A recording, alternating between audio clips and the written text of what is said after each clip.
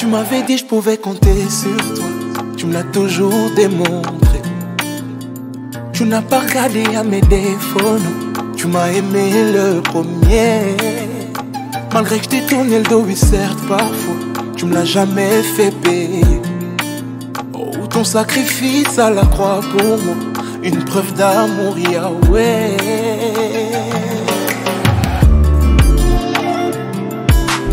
Amour inconditionnel, tu m'as aimé le premier, Yahweh. Amour inconditionnel, tu t'es donné. Il était très loin avec moi. Il n'était plus sur ce que je vivais aujourd'hui, il était sur ce qu'il allait me faire vivre. Et j'ai compris en lisant ce mur, sans m'en rendre compte, j'ai écrit le plan de Dieu pour ma vie future.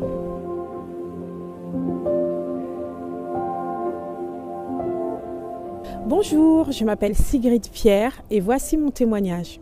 Alors moi j'ai grandi dans une famille chrétienne, j'y suis depuis toute petite et j'ai parcouru mon chemin avec mon Dieu. J'ai grandi à l'église Bethel AEFPC et à 29 ans je me suis mariée et j'ai quitté mon église pour intégrer l'église de mon mari et j'ai 2 filles. Et ce que j'aimerais partager avec vous, c'est mon épreuve. Le 4 décembre 2023, on m'a diagnostiqué un cancer du sein. J'avais déjà une sorte d'inflammation au sein qui durait depuis un moment déjà. Et en faisant les examens, au fur et à mesure des examens, mon médecin me confirmait qu'il n'y avait rien de grave, que c'était juste une inflammation. Et puis à un moment donné, il décide de pousser les examens. Et en poussant ces examens, eh bien, en début décembre, on me diagnostique un cancer du sein. Ça a été très difficile pour moi.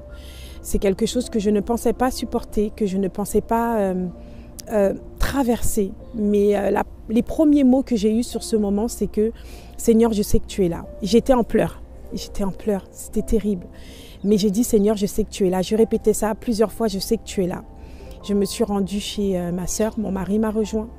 Et ça a été une après-midi de pleurs. Et durant cet après-midi-là, ma sœur me consolait et me disait « Sigrid, quand tu sortiras de cette épreuve, tu seras une autre femme ». Sur le moment, je n'ai pas compris ce qui se passait. Mon neveu est sorti de sa chambre, a posé ses mains sur mes épaules et m'a dit « Tata, ça va aller ». Et il m'a sorti le verset Josué 1, verset 9. « Ne t'ai-je pas recommandé d'être forte et courageuse, car Dieu, moi le Seigneur ton Dieu, je serai avec toi jusqu'à la fin ».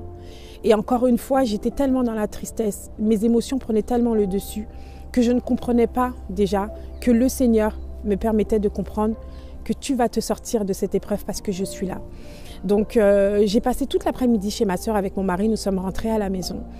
Et en rentrant à la maison, c'était l'heure aussi d'aller chercher les enfants à l'école et je ne savais pas comment je devais gérer cette situation. Il n'y avait que les larmes, vraiment, qui pouvaient décrire sur ce moment l'état d'esprit dont j'étais. Donc mon mari est parti chercher les enfants et je me suis agenouillée à la maison. J'ai mis de la louange et j'ai pleuré toutes les larmes de mon corps. Et j'ai dit, Seigneur, j'ai besoin de toi, j'ai besoin de ta force. Et les enfants sont rentrés et effectivement, la louange m'a tellement relevée que j'ai pu faire comme si de rien n'était. Ça a été notre souhait sur le moment de ne pas inquiéter les enfants. Et puis avant d'aller se coucher, on a le petit temps de prière avec les enfants. Et comme ça faisait un moment déjà que j'avais cette inflammation, on décide quand même de partager avec les enfants que je vais devoir pas mal aller à l'hôpital pour pouvoir faire des examens, pour essayer de comprendre ce qui se passait dans mon sein. Donc ce soir-là, mon mari a mis une petite habitude en place et a demandé à mes enfants de poser leurs mains sur mon sein droit. Et lui-même également a posé sa main. Et ça a été une habitude de tous les soirs pendant des mois et des mois. Mon mari et mes enfants ont posé leurs mains sur mon sein et ont déclaré la guérison. Et encore une fois, nous n'avons pas voulu inquiéter les enfants, nous ne leur avons pas parlé de cancer. Juste que maman va devoir enchaîner les rendez-vous à l'hôpital. Donc 2 jours après, nous sommes partis prendre un courrier chez mon gynécologue qui nous a dirigés vers l'hôpital Cochin à Paris.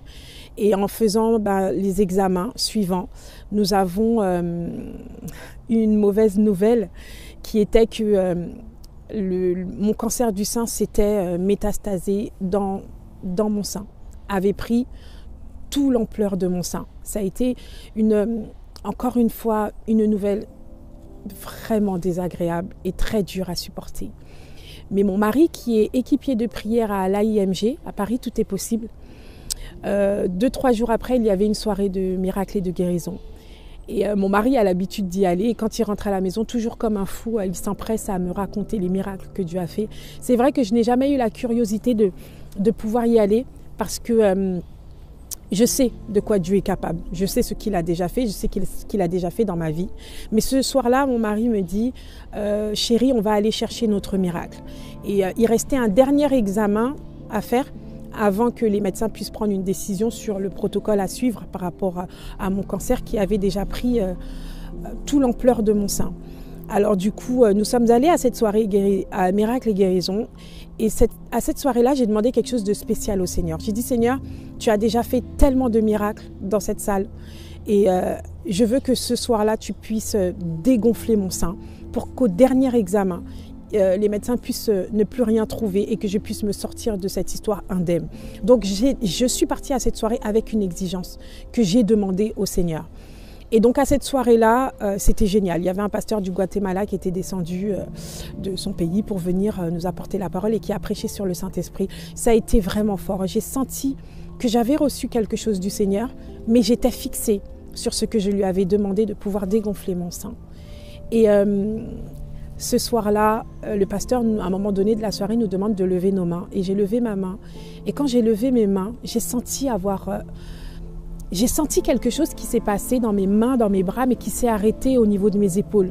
Et je n'ai pas compris pourquoi cette chaleur n'avait pas envahi mon corps, n'avait pas envahi ma poitrine. Le pasteur, tout de suite, déclare la guérison sur le corps de tout un chacun. Et puis il nous demande d'ouvrir les yeux. Il demande à tout le monde de venir faire la queue pour tous ceux qui ont reçu une guérison instantanée. Et moi, je n'avais pas besoin même de toucher mon sein parce que c'était tellement, mon sein avait pris tellement une ampleur que même en baissant mon bras, je sentais que la grosseur était toujours là. Donc c'est vrai, j'avais une petite déception. Mon mari, qui est équipier de prière, me voit au loin et vient me dire « Chérie, ne t'inquiète pas. Même si que cette grosseur est encore là, le Seigneur peut faire ce soir et puis il peut faire demain. » Donc c'est vrai que je suis partie de cette soirée un petit peu déçue, mais je déclarais, Seigneur, que j'ai confiance en toi. Je sais que ma guérison sera actée, quel que soit ce que je ressens dans mon corps. Et vraiment, ça n'a pas tardé où le Seigneur m'a parlé. Et il y a eu cette phrase qu'il m'a audiblement dit. Sigrid, déclare ta guérison et laisse-moi te montrer comment moi je vais faire. Et je me suis appuyée sur cette parole. Et c'est là que j'ai compris que le Seigneur me demandait, Sigrid, quel que soit ce qui se passe, je t'ai dit que je suis là. Je suis là, je suis avec toi. Ça m'a tellement réconfortée. Et cette phrase a été le début d'un accompagnement dans l'amour de Dieu. C'est, comme on dit, une dinguerie.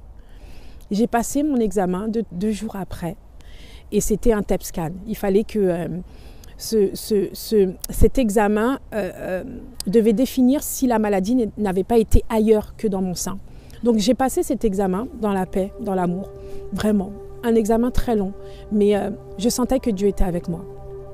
Au résultat de cet examen, j'arrive à l'hôpital Georges Pompidou parce que c'est eux qui ont pris la relève. Une chanson qui s'appelle Kumbaya que je chantais dans les bébés chérubins à l'église Bethel quand j'étais petite. Et de voir cette chorale m'a fait monter les larmes aux yeux parce que je me suis dit, t'es là. Tu me montres que tu m'as déjà devancé. Tu as déjà pris possession des lieux. Et mon mari qui arrive et je lui dis, t'as vu la chorale en bas et tout ça? Il me dit, non mais il n'y a rien, il n'y a personne. Heureusement que j'avais filmé parce que Patrick aurait pris un malin plaisir à me dire d'où ça va, t'as pas de fièvre. Et lui-même, il était vraiment choqué parce qu'il est rentré dans le hall et il n'y avait plus rien. Il ne s'est pas passé 15 minutes entre le temps où je suis montée ou entre le temps où mon mari est arrivé. Mais en tout cas, le Seigneur me montrait qu'il était là. Il m'avait préparé vraiment pour ces résultats. Donc en arrivant dans le bureau du médecin, il y a mon oncologue et un autre médecin. Et là, le médecin m'apprend, Madame Pierre, votre cancer s'est métastasé dans votre corps. Mon cancer avait toussé, enfin pas mon mari me tape sur les doigts quand je dis mon en me disant que cette maladie ne t'appartient pas. Quand j'ai appris que le cancer avait touché mon sternum, mes côtes et mon bassin. Et sincèrement, je n'ai pas pleuré. Je n'ai pas pleuré parce que Dieu avait fait un tel travail en moi qu'il m'avait préparé en me disant clairement que les choses vont empirer, mais je suis là. Déclare ta guérison. La seule chose que tu as à faire, c'est de déclarer et de croire que je suis là et que je t'ai déjà guéri. Et j'ai activé ma foi, j'ai activé les choses et c'est exactement ce que j'ai fait. Je suis partie de cet examen dans la paix, mais pas tout à fait, parce qu'il n'y avait pas seulement le fait que le cancer s'était métastasé. Ils m'apprennent que le cancer que j'ai que le cancer qu'ils m'ont diagnostiqué, je rectifie, ne se guérit pas. C'est un cancer qui se soigne avec un traitement médicamenteux. J'ai échappé à la chimio là où j'ai passé énormément de temps avec Dieu dans ma chambre à le supplier de me guérir parce que je ne voulais pas passer par la chimiothérapie. Et effectivement, je ne suis pas passée par la chimio. Et quand même le médecin m'a dit ça, j'avais un petit sourire au coin et mon mari me regarde en se disant est-ce que tu as bien compris que le médecin te disait que ce cancer ne se guérissait pas? Et quand on en a parlé après, je lui ai dit que j'avais très bien compris. Mais ce que j'ai compris, c'est que ce que j'avais demandé au Seigneur de m'éviter la chimio, il l'a fait. Et donc, on continue dans les mauvaises nouvelles. Madame Pierre, on a trouvé ce qui nourrissait votre cancer, vos cellules cancéreuses, c'est vos hormones. Et là, elle m'apprend qu'ils vont devoir me mettre en ménopause, parce qu'il faut absolument arrêter de nourrir ces cellules cancéreuses. Et c'est vrai que là, sur le moment, je n'ai toujours pas pleuré, mais là, je n'ai pas compris. Et dans mon cœur, je disais au Seigneur, je ne comprends pas. Ça faisait déjà 1 mois que mon mari et moi, on avait arrêté toute contraception pour pouvoir refaire un enfant, parce qu'on avait demandé un enfant au Seigneur, un 3e enfant. Et là, les médecins m'apprennent clairement qu'il n'y aura pas de 3e enfant et qu'il ne fallait pas que je compte là-dessus. Donc c'est vrai que je suis repartie dans la paix, mais j'avais quand même ça en moi qui me travaillait énormément. Donc par la suite, j'ai commencé un traitement médicamenteux le 5 janvier. Un traitement où je devais avoir énormément d'effets indésirables. Oh là là là là. Et on m'a donné un sachet de médicaments que j'ai toujours et qui est intact dans ma chambre. Et vraiment, le Seigneur a permis que je puisse prendre ce traitement sans aucune séquelle. J'ai pris ce traitement, à part les bouffées de chaleur du fait qu'on m'avait mise en ménopause, tout a été excellent. Mon sein a dégonflé au bout du 18e jour du traitement. Je n'avais plus d'inflammation au sein. Et mon prochain TEP scan a été le début avril. Mais entre mon début du traitement et entre le premier TEP scan, il s'est passé un truc incroyable où Dieu m'a vraiment fait comprendre que je ne suis plus sur la maladie avec toi. Je suis sur ce que je veux faire de toi. Un ami, Josué Bonhomme, est venu à la maison, un ami très cher à notre famille, est venu me visiter début janvier. Et il était vrai, je lui avais dit que je voulais lui parler. Donc, on a passé un bon moment. Et j'étais dans la joie quand il est arrivé à la maison, comme d'habitude. Et au moment où on décide de discuter, je lui apprends ce qui se passe. Et sur le moment, ça a été très dur pour lui. Je l'ai vu que ça a été très dur. Mais il m'a dit, en te voyant, je ne peux pas être triste. Parce que il est arrivé à la maison, j'étais comme d'habitude. Et donc, du coup, le lendemain, je décide de prendre de ses nouvelles aussi parce que je savais que c'était dur. Et il me dit que quand il est rentré à la maison, il a passé un temps dans la prière et Dieu lui a dit « Sigrid, Dieu ne veut pas te donner ce miracle, il veut t'en apprendre la recette. » Et ça a été le commencement de ce que j'ai traversé avec le Seigneur. Cette phrase « Sigrid, je ne veux pas te donner ce miracle, je veux t'apprendre la recette ». Le Seigneur voulait m'apprendre, voulait me faire grandir et voulait me montrer où est-ce qu'il allait m'emmener. J'ai commencé à passer énormément de temps dans la prière avec le Seigneur et j'ai commencé à construire une intimité avec lui tellement profonde que je me suis mise à noter tout ce que je traversais avec lui. Et en notant 1 feuille, 2 feuilles, 3 feuilles, j'ai commencé par la première, ce que j'avais reçu. Déclare ta guérison et laisse-moi te montrer comment moi je vais m'y prendre. Je l'ai collé sur mon mur, j'ai marqué la date. Et puis après ça, je me suis mise à coller tout de suite après. Je ne veux pas te donner ce miracle, je veux t'en apprendre la recette. Et je l'ai collé sur mon mur. Et tout ce que j'ai traversé avec le Seigneur au fur et à mesure, je l'ai collé sur mon mur. J'ai commencé à créer une intimité dans l'écriture avec Dieu, que je collais sur un mur, que je lisais chaque matin, que je déclarais chaque matin. J'ai construit un mur de guérison avec le Seigneur. J'ai commencé par une feuille. Aujourd'hui, j'ai 2 murs et j'en continue même un 3e. De tout ce que j'ai partagé avec le Seigneur, je l'ai mis par écrit. Et à un moment donné, je me suis mise debout devant ce mur et j'ai compris que le Seigneur n'était plus sur la maladie. Il était déjà très loin avec moi. Il n'était plus sur ce que je vivais aujourd'hui, il était sur ce qu'il allait me faire vivre. Et j'ai compris en lisant ce mur, sans m'en rendre compte, j'ai écrit le plan de Dieu pour ma vie future. Et c'est en me mettant debout devant ce mur que j'ai dit, Seigneur, t'es incroyable. Début avril, je vais repasser ce TEP scan puisque je le passe tous les 3 mois. Et début avril, je vais pour repasser ce TEP scan. Et au résultat de ce TEP scan, j'arrive avec mon mari dans le bureau du médecin. Et elle me dit, Madame Pierre, vous n'avez aucune trace de cancer, ni dans votre corps et ni dans votre sein. Et j'étais contente, je n'ai pas explosé de joie parce que je savais déjà que j'étais guérie. Je vivais dans la guérison. Je me comportais comme quelqu'un qui était guéri. Et une fois que j'ai appris qu'il n'y avait plus de traces de cancer dans mon corps, j'ai compris que c'était le temps du témoignage. Je l'avais écrit sur mon mur. Sigrid, c'est bientôt le temps du témoignage. Et j'ai compris que ça y est, c'était le temps de témoigner. Et quand j'ai témoigné dans mon église à Paris Évangile, mon église actuelle, beaucoup de personnes étaient vraiment choquées et étaient en pleurs de savoir par où j'étais passée.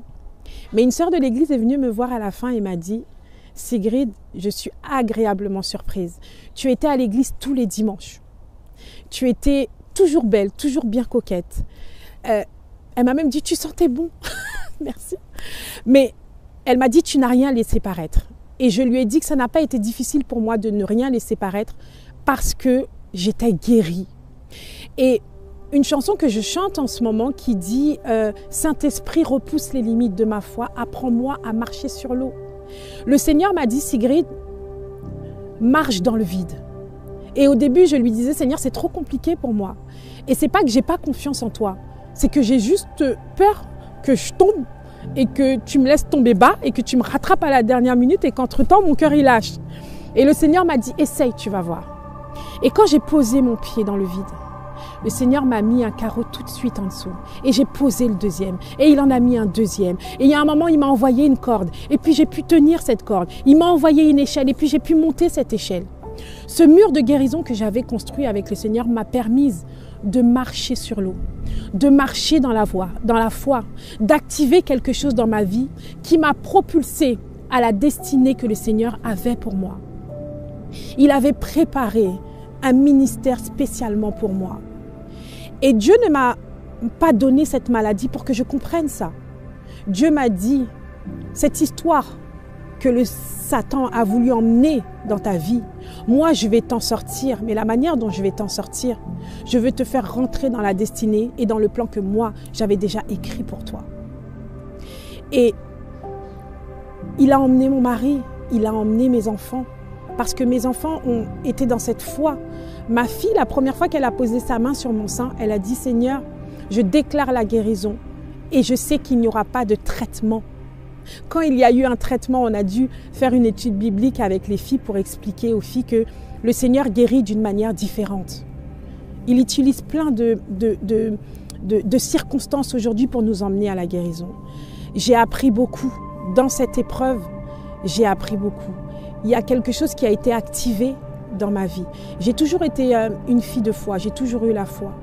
Et dans cette épreuve où le Seigneur me disait Sigrid, je ne veux pas te donner ce miracle, je veux t'en apprendre la recette, j'ai compris qu'il m'apprenait la recette pour que moi je puisse apprendre cette recette aux autres.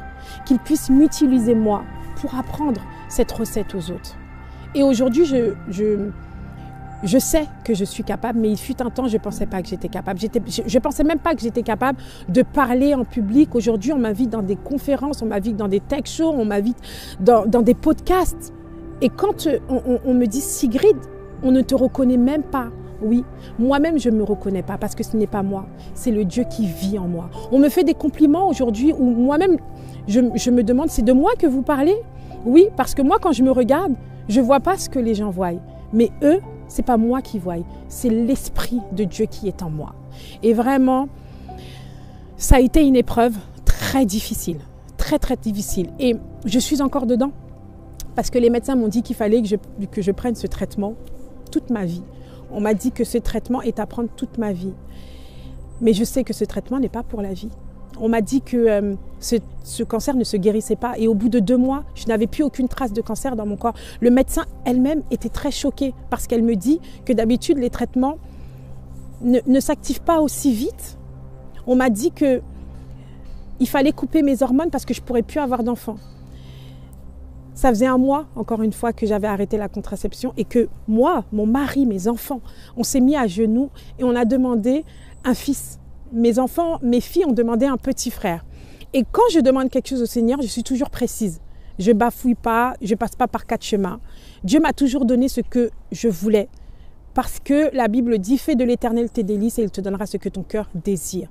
Et ce que je désirais était dans la volonté de Dieu. Et si c'est dans la volonté de Dieu, c'est que c'est mon héritage. Je dois me saisir aujourd'hui de ce que le Seigneur a laissé pour moi.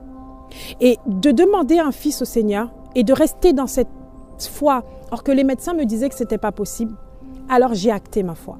Ça, c'est un truc que j'ai toujours fait dans ma vie. J'ai préparé les affaires de cet enfant. Et quand je vous dis que j'ai préparé, je lui ai donné un nom, Nathanaël Pierre. Ce fils que le Seigneur m'a déjà donné, où les médecins me disent que je ne pourrais plus avoir d'enfant, s'appelle Nathanaël Pierre. Un jour, je suis partie faire des courses avec mes filles et elles me disent « Maman, est-ce qu'on peut acheter un cadeau pour Nathanaël ?» Je leur dis, allez-y mes filles. Elles ont acheté un doudou. Il y en a une qui a pris des chaussons, une qui a acheté un doudou. Mes filles marchent dans la foi comme leurs parents. Anaël arrive à me dire, maman, je sais qu'on ne voit pas Nathanaël, mais moi, je sais qu'il est là. Donc, cet enfant est attendu avec un profond désir où je sais que le Seigneur va me donner ce que je désire. Il va me le donner à moi, à mes enfants. Je sais que les prières de mes enfants sont puissantes. Et je sais que Anaël et Maël, et jusqu'à maintenant, hein, je vous dis, hein, quand elles vont se coucher, elles disent merci Seigneur pour notre petit frère. Il n'y a pas longtemps, Anaël disait, mais Seigneur, mais c'est quand qu'il arrive, Nathanaël? Et son papa lui dit, Anaël, chaque chose en son temps. Le temps de Dieu n'est pas notre temps à nous. Ne t'inquiète pas, il va arriver. Et tellement, j'ai des retours de tellement de personnes que je ne connais pas, qui me disent qu'on sait que Nathanaël sera là. Des gens qui sont dans la foi qui me disent que j'ai vu la naissance de Nathanaël. Alors, la foi, comme je dis à mes enfants, c'est simple. C'est de croire en ce qu'on ne voit pas. On ne voit pas Nathanaël, mais on sait qu'il est là. On a préparé ses affaires parce qu'on sait que Dieu a fait.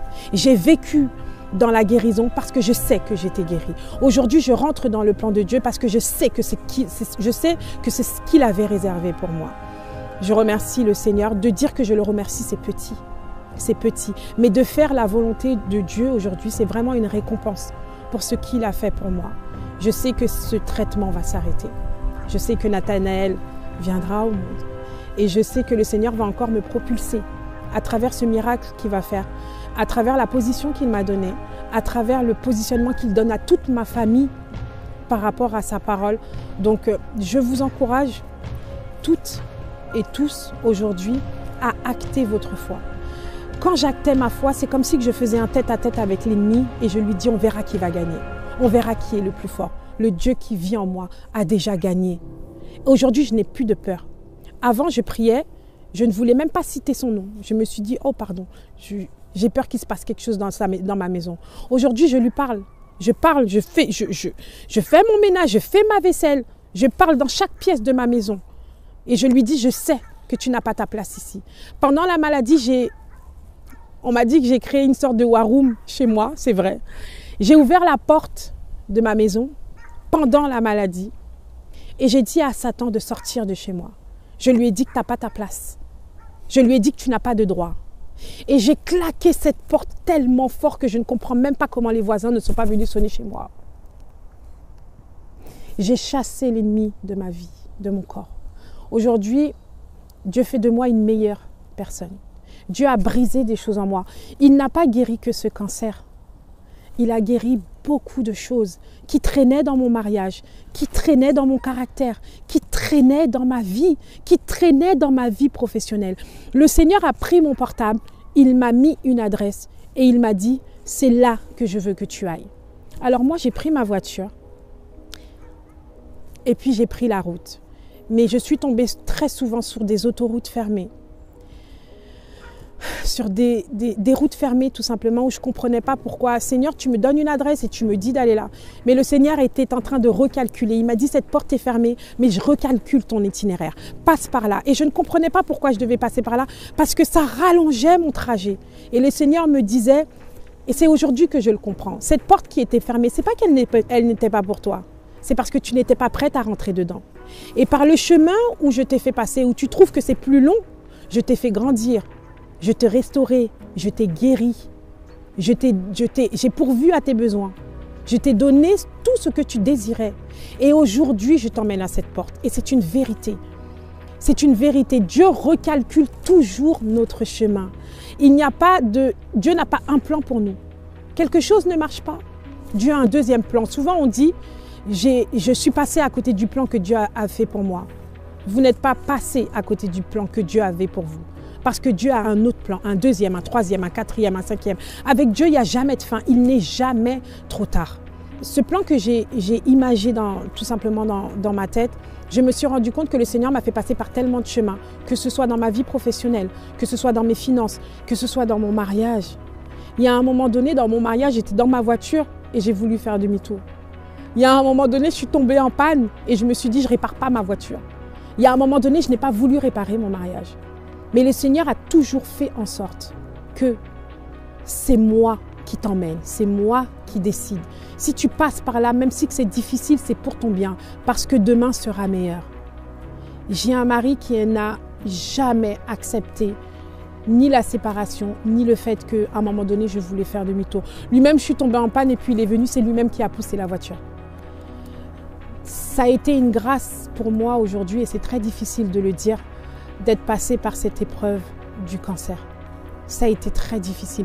Je suis aide-soignante, je suis dans le médical, je sais ce que c'est, un cancer métastasé dans plusieurs parties de son corps.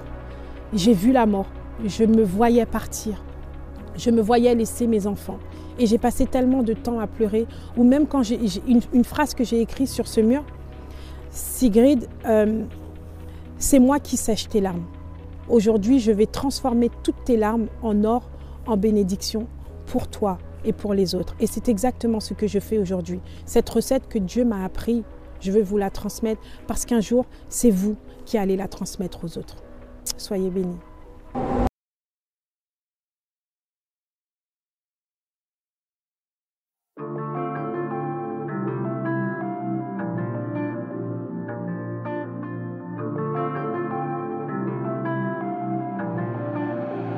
Tu m'avais dit je pouvais compter sur toi, tu me l'as toujours démontré. Tu n'as pas regardé à mes défauts, non. Tu m'as aimé le premier. Malgré que je t'ai tourné le dos, oui certes,